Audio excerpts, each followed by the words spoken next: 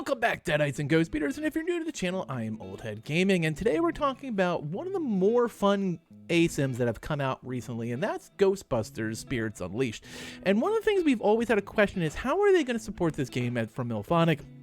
What was the plan going forward? There was never any kind of store open. There was never anything going about, say, like a season pass like Saber did with Evil Dead the game. We don't really have events like Dead by Daylight does. And so the question remained out there is, how is this game as an ASIM going to compete with some of the others? And during the holidays, we did have the fun mask where you could dress up as, the jack-o'-lantern mask or the ghost mask. And there was some fun stuff, but it was nothing huge, but it was basically a week after they came out. And everyone kind of understands that when a game drops, it's really hard for them to push out an event at the same time.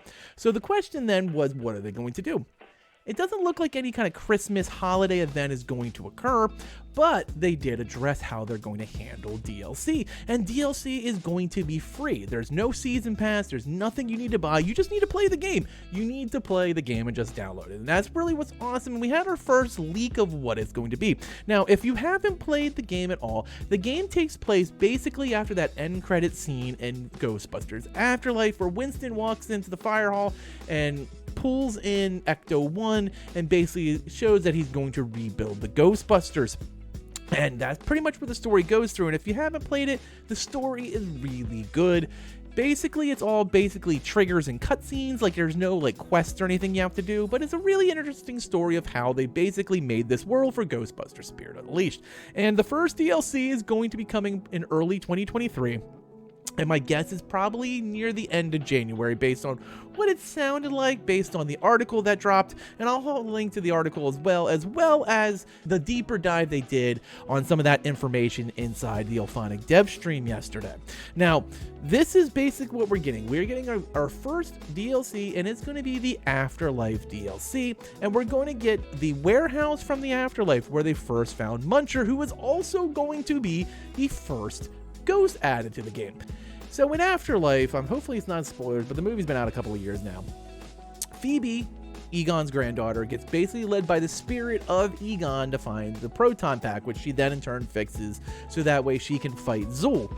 But what happens is they end up going to test it, and they're shooting cans, and then they realize that there's a ghost inside this warehouse, which is where the next map is going to be. And that ghost is also Muncher, was the ghost who would eat bars and steel and iron, and he's kind of a cool character. This is going to be the first character brought to the game, and of course it's a licensed character from Afterlife, the second licensed ghost we've had in the game, of course, with fan favorite Slimer. Now, I think this is a really interesting. Here's a picture of what he looks like.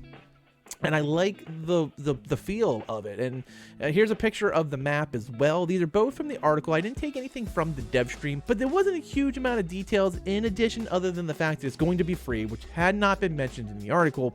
And we also kind of get an idea that this is the first of multiple free DLCs that are be coming out through 2023. So there is a plan for the game. There is an approach that Illfonic is taking. I like that moving forward, that just playing Ghostbusters isn't going to cost you anything additional at this point. Sometimes games can be really bad on monetizing things, like say Overwatch, since they switched over to free to play, and some games are really low on how much you need to spend, like say Evil Dead, which just does a season pass. And there's kind of shades in between there. So going with a free downloadable content is always appreciative when it comes out of the pocket of our consumers.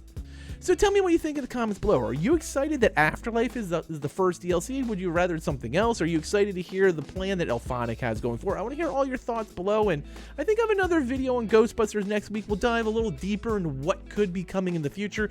But till then, thanks for watching, and later, mates.